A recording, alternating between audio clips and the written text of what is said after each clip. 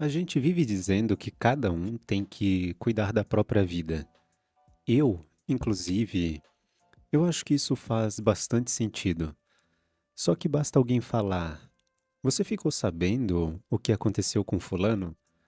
E parece que alguma coisa liga dentro da nossa cabeça. Nem precisa ser alguém famoso. Às vezes é só um vizinho, ou um colega de trabalho, ou até uma pessoa que você nunca viu na sua vida. Mesmo assim, você quer saber o que aconteceu. Eu fiquei pensando nisso esses dias. Por que esse comportamento ele é tão comum? Por que ele é tão comum que a gente quase nunca para olhar para ele?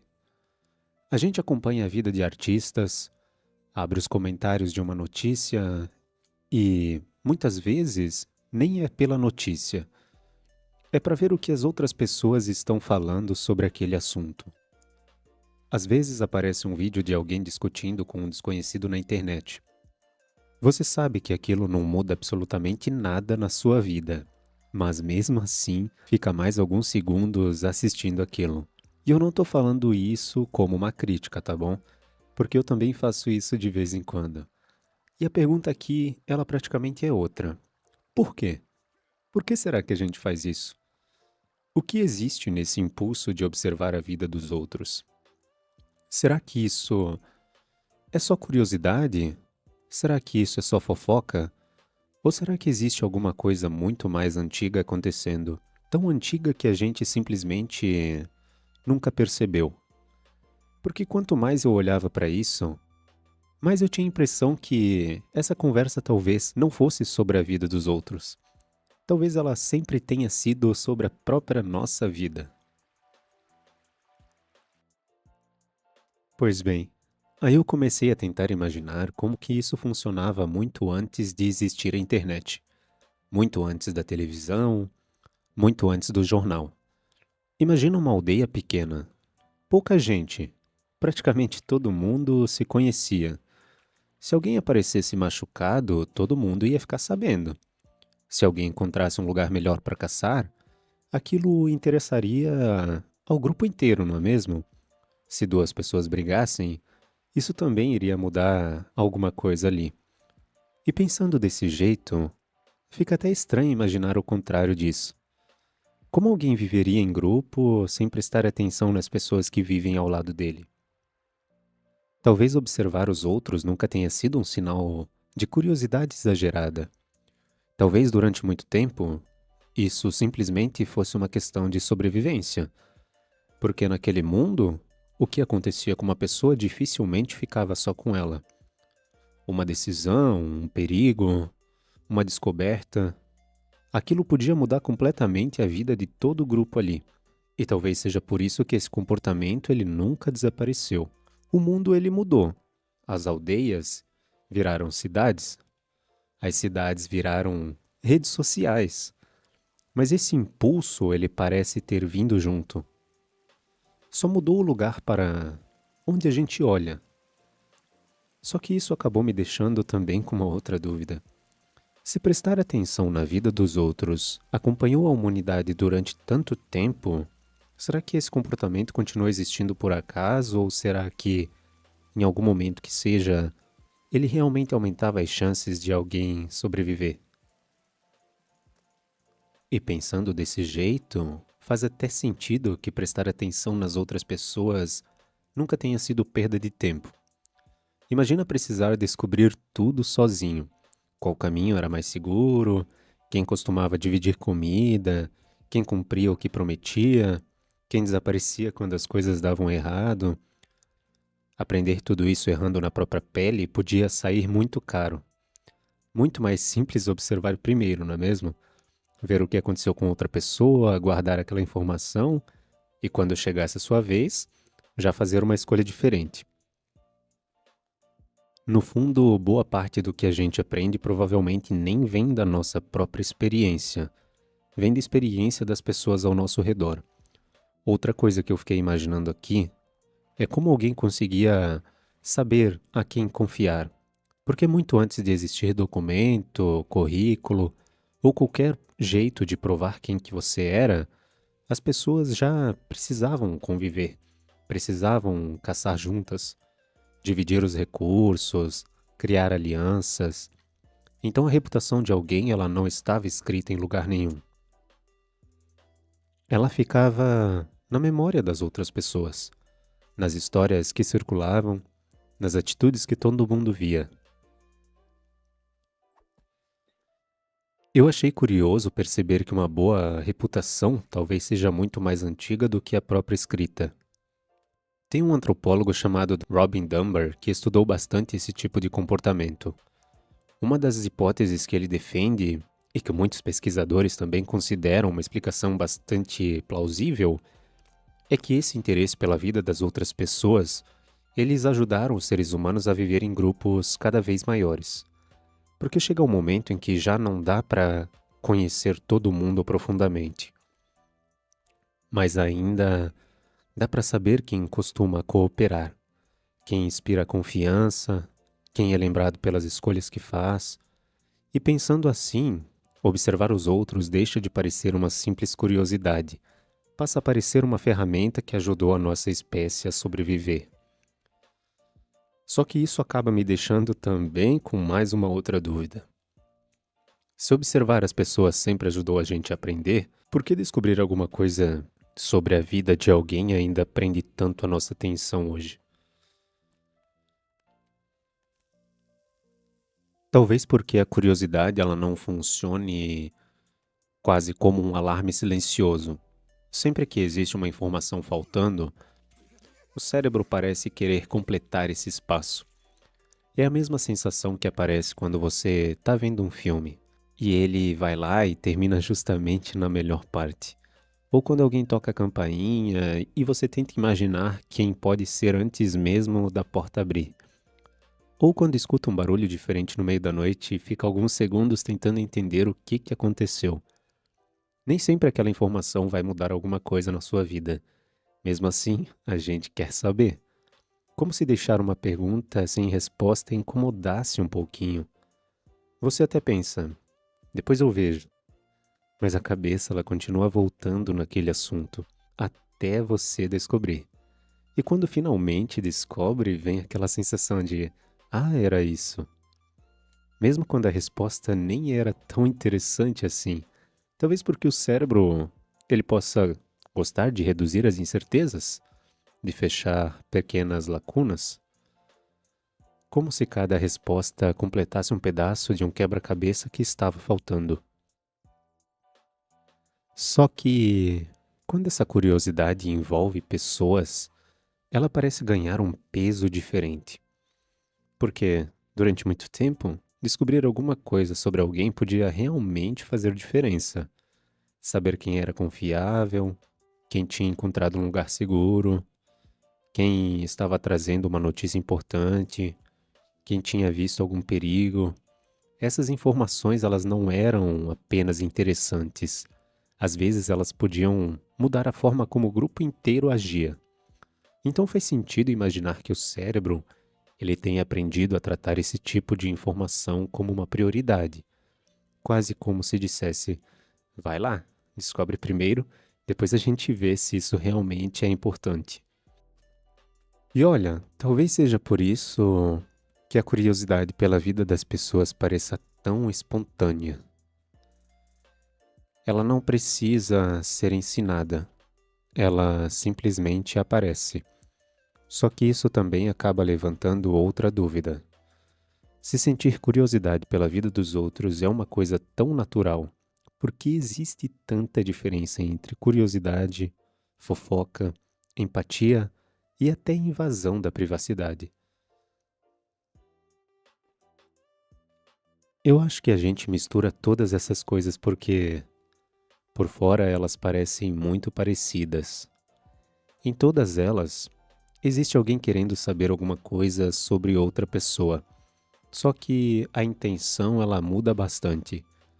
Imagina que um amigo seu falta o trabalho de repente e você pergunta para ele o que aconteceu. Não porque você quer uma história para contar por aí. Você só quer saber se ele está bem realmente. Agora, pensa em outra situação. Acontece alguma coisa importante na empresa em poucas horas? todo mundo já está comentando sobre aquilo. Não necessariamente porque alguém quer fazer mal. Às vezes, as pessoas só estão tentando entender o que realmente aconteceu, juntar as peças ali, descobrir o que aquilo pode significar para elas também.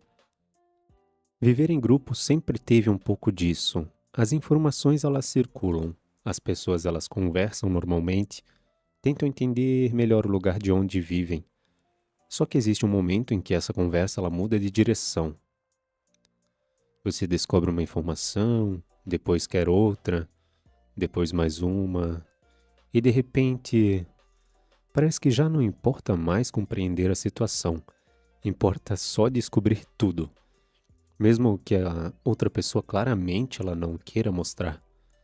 Acho que é bem aí que a curiosidade ela deixa de caminhar junto com o respeito. E talvez essa seja uma diferença que a gente quase nunca perceba. Também acontece quando alguém erra. Uma coisa é tentar entender o que aconteceu. Outra é transformar aquele erro da pessoa na única coisa que passa a definir ela mesma. No fim das contas, o problema talvez nunca tenha sido o querer saber. Acho que isso faz parte da gente. A questão ela parece ser o que a gente faz depois que descobre aquela informação.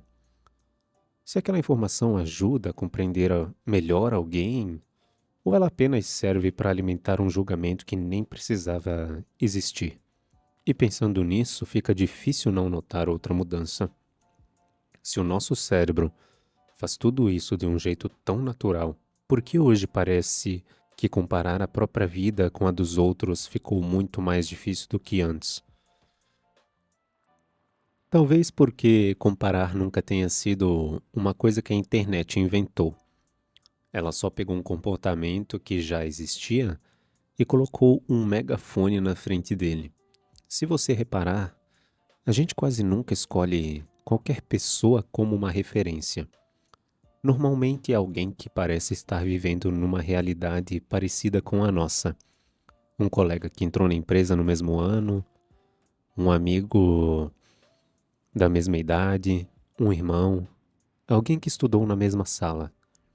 É como se o cérebro ele pensasse: se nós começamos mais ou menos no mesmo lugar, talvez a história dele diga alguma coisa sobre a minha.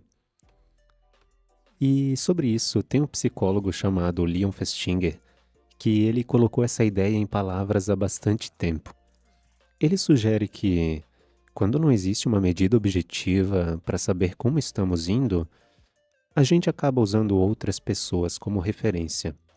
E não necessariamente porque quer competir com elas, mas porque está tentando descobrir onde a gente se encontra.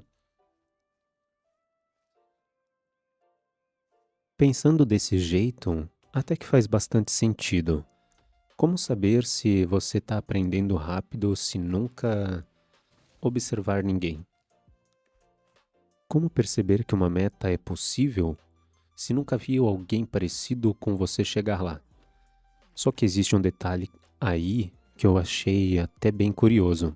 Às vezes o resultado importa menos do que a comparação que a nossa cabeça faz. Pensa numa Olimpíada. Quem ganha a medalha de prata chegou mais perto do ouro do que quem ganhou a medalha de bronze. Mesmo assim, é muito comum ver o medalhista de bronze comemorando mais. Talvez porque quem ficou em segundo esteja olhando para cima, enquanto quem ficou em terceiro esteja olhando para baixo. O resultado ele mudou pouco. A comparação mudou quase tudo. E eu acho que isso acontece o tempo inteiro. Você conquista uma coisa que queria há anos, mas lembra do amigo que conseguiu outra coisa ainda maior. Ou realiza um objetivo importante e no mesmo dia conhece alguém que já está no próximo passo. A referência, ela muda e a sensação ela muda junto. Durante quase toda a nossa história, essas comparações aconteciam entre poucas pessoas. Família, vizinhos, amigos, colegas. Mas hoje, essas referências cabem dentro do bolso. Em poucos minutos a gente consegue acompanhar a vida de centenas de pessoas que parecem estar vivendo o mesmo momento que nós. E talvez seja justamente aí que esse mecanismo ele começa a ficar um pouco perdido. Só que existe uma coisa que eu ainda acho mais curiosa. Se observar outras pessoas sempre ajudou a gente a aprender, por que que as histórias de completos desconhecidos, elas conseguem prender tanto a nossa atenção? Será que é porque talvez no fundo a gente nunca tenha observado apenas as pessoas? A gente para e observa as histórias. Pensa em qualquer conversa que prende a sua atenção. Quase sempre existe alguém tomando uma decisão, alguém escondendo alguma coisa, alguém tentando resolver um problema, alguém fazendo uma escolha que muda tudo o que vem depois. Pessoas que são difíceis de prever. E talvez seja bem isso que torne elas tão interessantes. Quando você acompanha a história de alguém, o cérebro ele parece ficar perguntando o tempo inteiro: o que que eu faria no lugar dessa pessoa? Ou será que eu perceberia esse detalhe? Ou também, será que isso poderia acontecer comigo? Você aprende sem precisar viver exatamente aquela situação. Talvez por isso que histórias de crimes reais prendam tanta gente. Não é só pelo crime. Acho que boa parte da curiosidade está em tentar entender as pessoas. Como que alguém chegou até ali? Se existiam sinais antes, se aquilo poderia ter sido evitado, se tinha alguma coisa que ninguém percebeu. O mesmo acontece com um reality show. Por fora parece que a gente só está assistindo pessoas convivendo ali. Mas o tempo inteiro o cérebro, ele está tentando entender alianças, conflitos, confiança, quem que está sendo sincero ali, quem está apenas representando. É difícil não imaginar o que a gente faria naquela mesma situação. E com as celebridades acontece uma coisa parecida. Nem sempre o interesse está na fama. Às vezes o que chama atenção é ver como alguém lida com o sucesso, com o fracasso, com pressão, com as escolhas. No fim, continuam sendo histórias humanas, só que contadas em uma outra escala. Olha, talvez seja por isso que esse tipo de história ele nunca sumiu, né? Nunca desapareceu. Pode até mudar os personagens, mudam os cenários, os locais, mudam as épocas, mas a curiosidade ela vai continuar, ela sempre continua. Porque de um jeito ou de outro, a gente continua tentando entender as pessoas. Para, eu acho que entender melhor o próprio mundo. Só que eu acho que existe um momento em que esse mecanismo ele começa a mudar de função. E talvez seja aí que essa conversa comece a ficar um pouco mais delicada, talvez. Porque pode existir um momento em que esse mesmo mecanismo que ajudou a nossa espécie durante milhares de anos comece a trabalhar contra a gente. Talvez seja exatamente aqui que as coisas mudem. Não porque o nosso cérebro tenha mudado, mas porque o mundo mudou muito mais rápido do que ele. Durante quase toda a história da humanidade, observar outras pessoas significava acompanhar um grupo pequeno, as mesmas pessoas, os mesmos rostos, as mesmas histórias.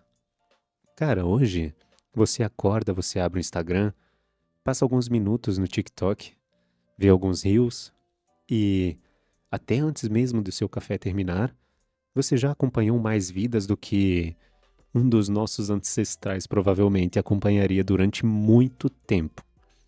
Uma viagem, um casamento, uma promoção, um corpo que parece perfeito, alguém abrindo uma empresa, outro correndo uma maratona, outro comprando uma casa, outro anunciando uma conquista dele, e a próxima história ela já aparece, até antes que a anterior tenha tempo de fazer sentido para você. O curioso é que o cérebro ele continua fazendo exatamente o que sempre fez, pensando. Talvez tenha alguma coisa aqui que vale a pena aprender. Então ele presta atenção, depois ele presta atenção de novo, depois em outra pessoa, depois em mais outra. Só que esse fluxo ele nunca termina. Sempre existe mais alguém, mais uma conquista, mais uma história, mais uma vida acontecendo.